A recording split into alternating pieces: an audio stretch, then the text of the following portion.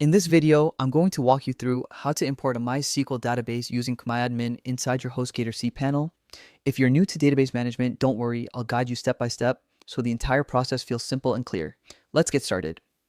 First, open your web browser and go to the Hostgator website. When the homepage loads, click the Sign In button at the top right. Enter your username and password to log in. Once you're inside your account dashboard, look for the Websites section.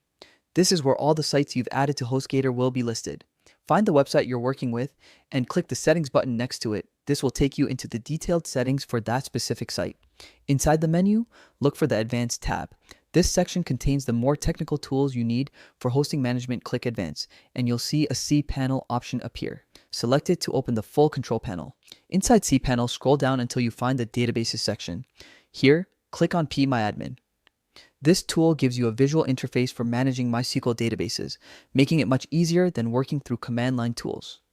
When Phpmyadmin opens, you'll see a list of all the databases linked to your hosting account. Choose the database you want to import your SQL file into. It's important to select the correct database because importing into the wrong one can overwrite existing data. After selecting the database, look at the top menu inside Phpmyadmin and click the Import tab. Now it's time to upload your SQL file. Click the Choose File button and select the SQL file from your computer. Make sure the file you're uploading is in .sql format, as that's the format Phpmyadmin reads for database imports. Once the file is selected, scroll down and click the Go button to begin the import. The import process will start immediately. Depending on the size of your file, it may take a few seconds or a few minutes. When the import finishes, you'll see a confirmation message letting you know the database was imported successfully. At this point, your data is fully uploaded and ready to use with your website or application. To recap, you logged into Hostgator, accessed your cPanel, opened Phpmyadmin, selected your database, and imported your SQL file with just a few clicks.